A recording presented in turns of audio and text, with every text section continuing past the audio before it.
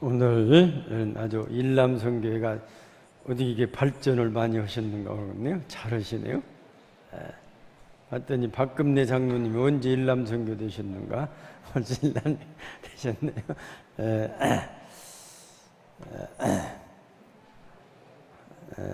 오늘은 율법과 믿음, 낮에도 율법에 대해서 좀 생각했는데 낮에 좀 모자라서 오늘 제헌절, 내일이 제헌절이죠.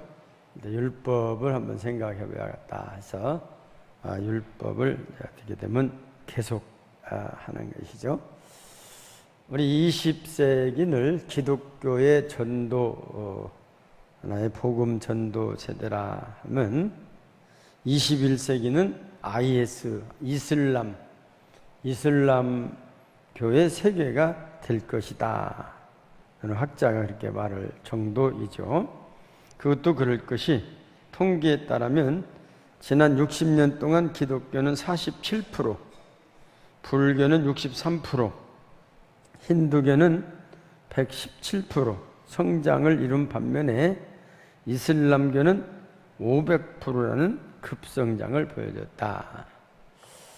그래서 이슬람교가 이렇게 급성장한 것을 분석했더니 첫째로 그들은 지금 그 후에 급박하게 지난 50년 동안 산화 제한을 해갖고 프랑스는 100년 전부터 했죠. 100년, 한 세기 동안 산화 제한을 한 데가 다 기독교 국가들이. 그래서 하나나 둘 낳는데 이슬람은 보통 10명씩 나니까 인구 비례도 5대 1이다. 그건 10명 낳고 2명 낳고. 그래서 그들의 자연 증가로 하나의 인구가 많이 늘어났다고 하는 겁니다. 그래서 이런 추세로 간다면 2025년경에는 세계 인구의 약 3분의 1이 이슬람 교도가 될 것이라는 전망이 나왔다. 기독교인들은 한 명 낳는 건 10명씩 나니까 인구가 많이 늘어난다. 그쪽으로. 그래서 이게 인구가 많으니까. 그래서 또 하나는 유럽과 북미로의 이민으로 성장 같다. 이 카나다도 가보니까 인구가 적으니까 이민을 많이 받았지. 이민. 그래서 이민 오는 사람들은 뭐 조건이 적게 받았대. 카나다가 우리나라보다 100배가 크대. 땅이 100배. 인구는 우리나라보다 적어. 4천만 명 정도 돼. 큰 데가. 물론 못 쓰는 땅도 있겠지만은, 근데 그렇게 비율을 제가 해봤더니, 그럼 우리나라 땅덩어리 많은 데서 우리나라는 약 50만 명 사는 폭이나 돼요. 우리나라. 100분의 100대 1이니까, 그죠? 50만 명. 50만 명 사는 것 되면 전라북도는 얼마 사냐 하면 한 18,000명 살고, 전주에서는 한 6,000명 정도 사는, 그렇게 생각해봐요. 전주 같은 땅에서 6,000명 정도 산다 해봐요. 땅값 올라갈 필요가 없어. 땅도 그냥 내 천지가 땅이라 그냥 아무나 갖다가 지어먹으라 그래요. 그렇게 카나다가 그렇게 생겨서 그런 데는 이민 정책을 많이 쓰고 있어요. 사람들 오면 그냥 대환영 이렇게. 근데 이제 이민 정책도 그들이 이제 이게 요즘 세가 이슬람교는 안 받아버려. 아무리 인구가 없어도. 기독교에서는, 미국에서도 IS는 안 받아버려. 그래서 그들이 다른 데로 이민 갈 데가 없고 자기들끼리 중동에서 아프리카에서 우물우물 이렇게 살아가더라도 세계적인 인구들이 많아진다는 것이죠. 기독교가 313년 콘스탄틴 그 황제 때 기독교가 이제 공인되게 되므로 정치적인 상황도 있지만 무엇보다도 타락한 로마의 윤리적, 도덕적 모습, 특별히 성적 타락으로 제국이 흔들릴 때 그것을 벗어날 수 있는 비상구로 기독교를 택했다 그래요. 동남아시아 많은 국가에서도 이슬람의 교세는 만만치 않습니다. 지금 우리가 정신을 차리지 않으면 우리가 알지 못하는 사이에, 우리가 인식하지 못하는 사이에 수많은 영혼들이 이슬람교로 넘어가게 된다는 것입니다. 종교는 구원의 확신과 더불어 철저하게 도덕적으로 되어야 하고 더 철저하게 윤리적이어야 한다 하는 거죠. 도덕적이고 윤리적인 것이 종교인 것은 아니지만 반드시 윤리적이고, 종교는 반드시 윤리적이고 도덕적이어야 한다. 이 말을 바꾸면 율법의 삶이 반드시 믿음의 삶은 아니지만, 그러나 믿음의 삶은 반드시 율법의 삶을 동반해야 한다. 우리 믿는 사람들은 한마디로 세상에서 모범된 사람이 기독교인은 아니지만, 기독교인은 세상에서 모범된 생활을 해야 한다고 하는 것이죠. 그런데 이 이슬람교가 들어오게 되면 벌써 그건 일부 다처제예요. 일부 다처제.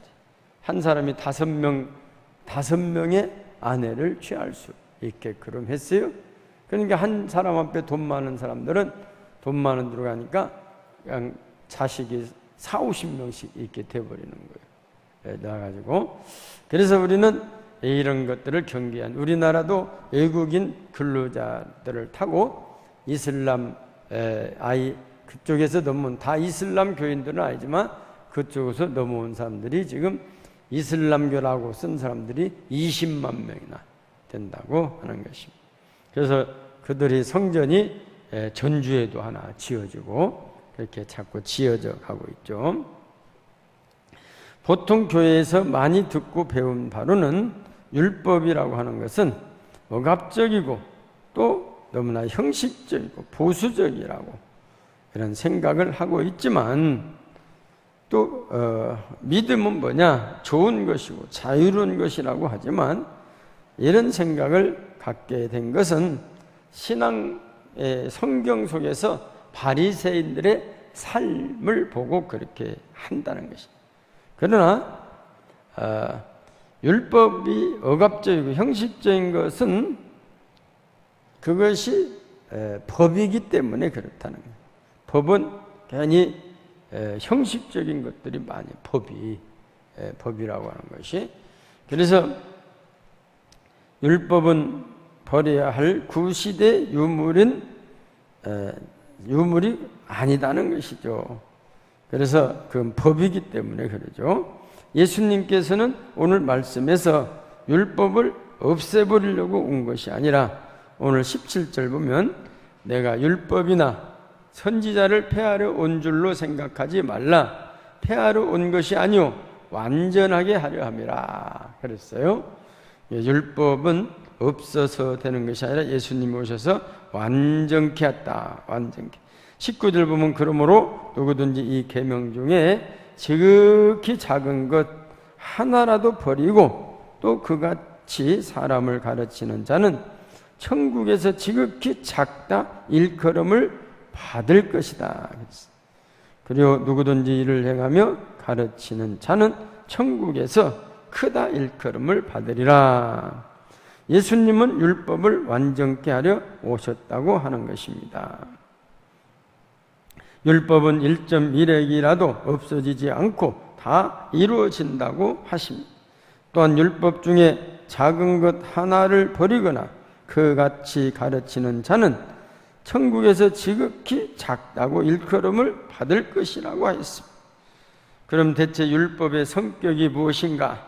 하나는 율법은 하나님의 백성됨을 보여주는 그런 법이다. 율법은 하나님의 백성이다. 그래서 모세에게 준 십계명, 우리가 십계명을 잘 지킴으로 하나님의 그 자녀들이 해야 할 일들을 가르쳤죠.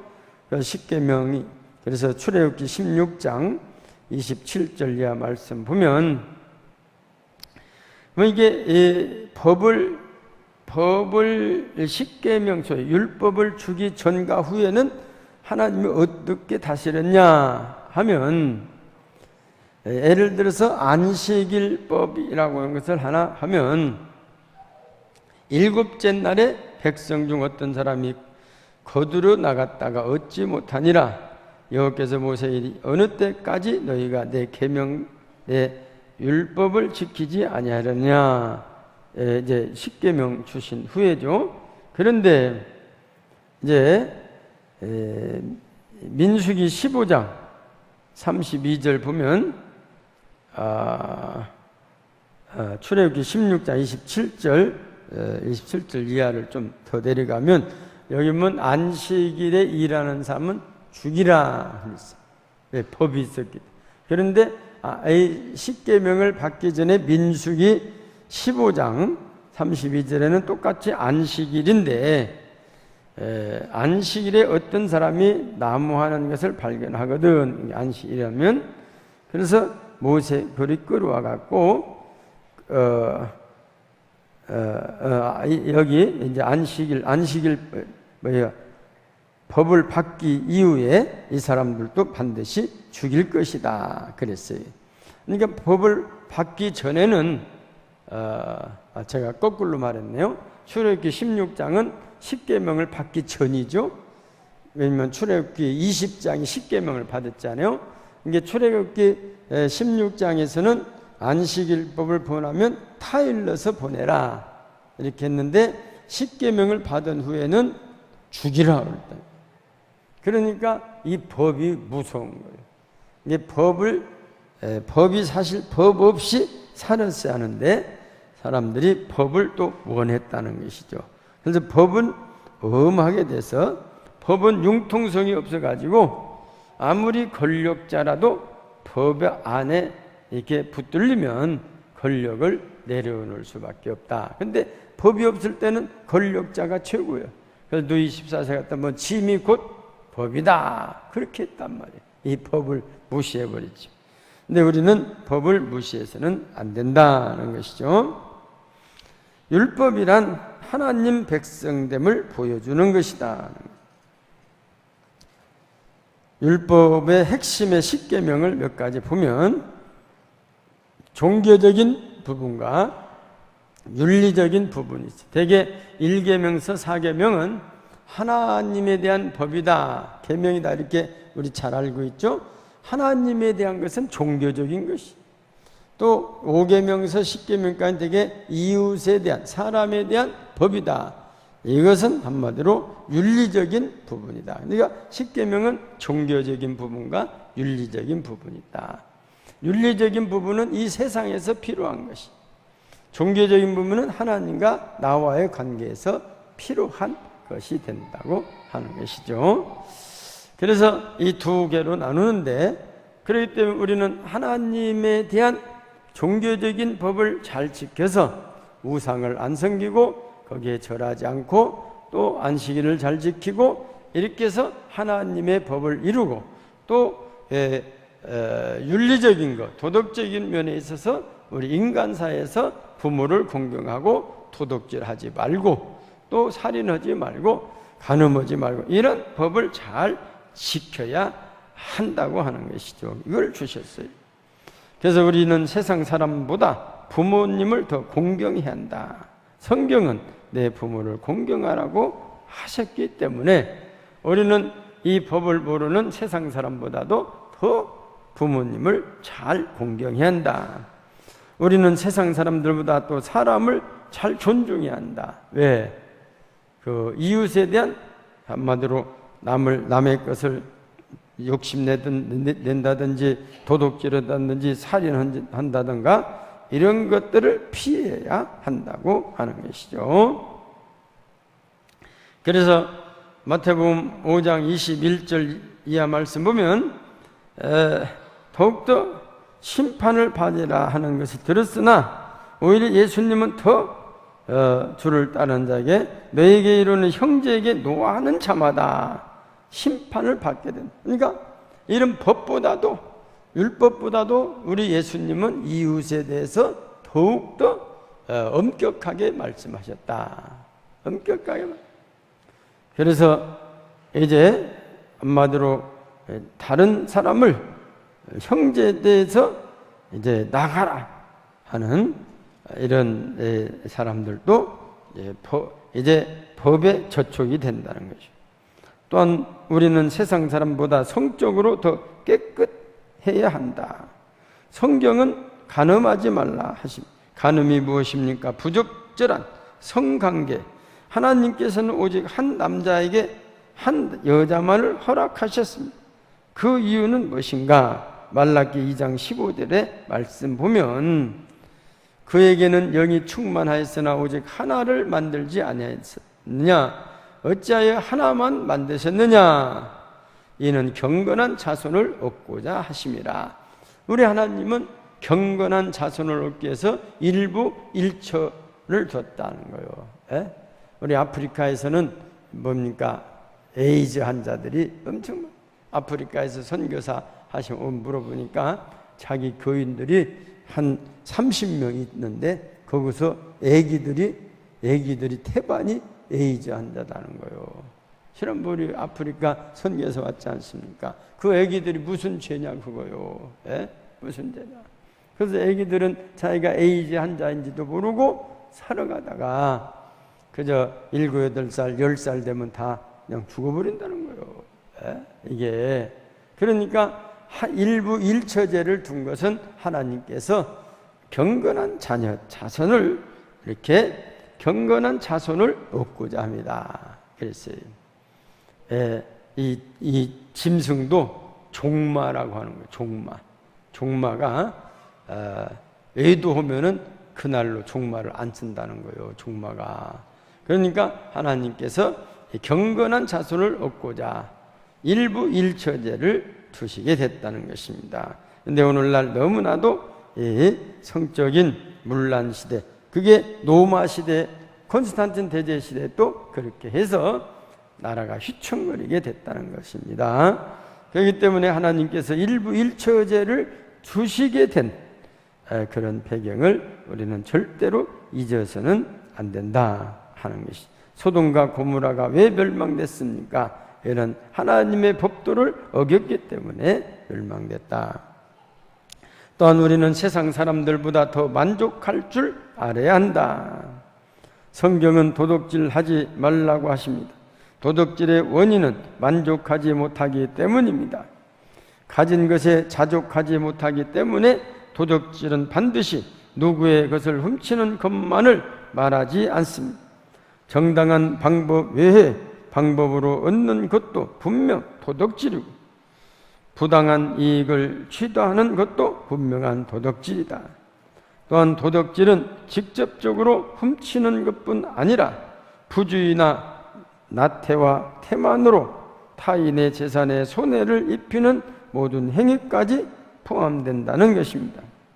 그렇다면 우리가 남의 수하에 일을 할 때에 나의 게으름으로 손해를 끼치게 된다면 그건 역시 도둑질이라는 것입니다. 또한 도둑질의 금지 대상은 물질 재산에만 국한되는 것이 아니라 기술, 지식, 정보 등 인간 삶의 모든 영역에 다 적용된다는 점입니다. 우리는 세상 사람들보다 더 만족할 줄 알아야 하고 정당한 대가를 치를 줄 알아야 하는 것입니다. 우리는 세상 사람들보다 더 정직해야 한다. 왜냐하면 내 이웃에 대하여 거짓 증거하지 말라고 성경은 말하기 때문입니다. 많은 사람들이 정직하면 반드시 손해본다고 생각을 합니다. 조금 덜 이익을 얻고 조금 손해를 본다 할지라도 적어도 우리는 세상 사람들보다 더 정직해야 한다는 것을 가리키고 있습니다.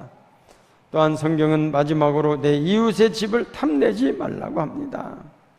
10계명 중에 탐심을 금한 명령이 마지막에 나오는 이유는 탐심은 우상 숭배와 간음과 도둑질, 기타 모든 죄를 불러일으키는 근원이 되기 때문이다. 야고보서 1장 15절 말씀에 보면 같이 보실까요? 시작. 욕심이 잉태한 적 죄를 낳고 죄가 장성한 사망을 낳느니라. 욕심을 부리. 우리 너무 욕심을 부리지 말고 주어진 것에 만족하게 살아야 한다는 것이죠. 그래서 율법의 완성을 우리 주님은 명하셨습니다. 모세가 받은 율법은 수많은 종교적 윤리적인 법들로 나열하고 있습니다. 그래서 사람들을 얽어매고 형식적으로 치우치게 하고 부자연스럽게 만듭니다. 그러나 예수님은 그러한 율법의 핵심을 말씀해 주심으로 율법의 형식에서 믿음의 자유함으로 불러낸다. 마태복음 22장 37절 이하 말씀 보면 하나님을 사랑하고 이웃을 사랑하는 것, 이것이 율법의 완성이다. 율법의 율법과 선지자의 강령이다. 그렇게 말씀. 그러므로 우리는 오늘 최연절을 맞이해서 나라에도 법을 지켜야죠. 법을 지켜야. 법을 모르고 살다가도 이제 또 법에 걸리면 피해보는 사람이 얼마나 많습니까? 그러나 우리가 선하게 살아면 그렇지 않다고 하는 거죠. 우리 성경에도 율법을 다 우리가 지킬 수 없지만 하나님을 사랑하고 이웃을 사랑하는 우리의 마음, 우리의 신앙이 있어지면 모든 율법을 다 완성하고 사는 것과 마찬가지인 줄 믿습니다. 그래서 피차 사랑, 로마서 13장 8절에도 피차 사랑의 빛 외에는 아무에게도 아무 빚도 지지 말라. 남을 사랑하는 자는 율법을 다 이루었느니라. 우리는 빚을 안 지고 살아야지만 어쩔 수 없이 빚을 져도 웬만하면 빚을 안 지고 살아야 한다. 지난주에 어떤 분이 어떤 목사님이 저한테 목사님 전주 어떤 큰 교회 그 큰 교회인데 담임 목사님이 나는 빚 모른다 그럴 때 그 교회가 빚이 한 20억 있는가 봐요. 근데 왜 모릅니까 했더니 나 오기 전에 빚이 있었지 않습니까? 그러니까 그건 장로님들이 다 해결하시오 그런다는 거예요. 큰 교회가 듣고 보니까 맞는 말도 많고 그래서 나는 20억 빚 그건 관계없이 내 목회를 해야 합니다 하갖고는 또 옆에다 막 교육관도 짓고 못도 짓고 막 그런다는 거예요. 자기가 와가지고 나는 빚은 모른다. 장로님들이 책임져야지 왜 나보고 책임지라고 하냐. 그런다고 반염려하면서 어떤 목사님이 저한테 이야기를 하시더라고요. 그래서 이제 그가 부흥이 많이 되면 다 갔겠죠. 제가 그러긴 했는데 어쨌든 우리는 피차 사랑의 빚에는 지지 말자. 사랑이 우리 교회 건축하다 빚져도 내가 주님을 사랑합니다. 사랑하기 때문에 빚을 좀 집시다. 그런 것은 괜찮지만 욕심부려 가지고 이렇게 막 크게 늘려서 빚을 지는 것도 좋지 않다. 이게 그래서 사랑의 빚 사도 바울처럼 말세지마를 살아가시는 성도 여러분, 세상의 사람들은 우리의 믿음을 보고 하나님을 보는 것이 아니라 우리의 삶의 모습을 보고 하나님을 보게 되는 것입니다. 기독교는 지금보다 더 도덕적이고 더 윤리적이 되어야 합니다. 덜 이익을 누리고 손해를 조금 보더라도 정직해야 하고 깨끗해야 하고 존중할 줄 알아야 하고 섬길 줄 알아야 하고 자족할 줄 알아야 합니다. 그래서 우리의 모습을 통하여 아름다운 예수 그리스도가 보여지고 전파될 수 있는 쓰임받는 우리 성도님들이 되시기를 주님의 이름으로 축원합니다. 기도하십니다.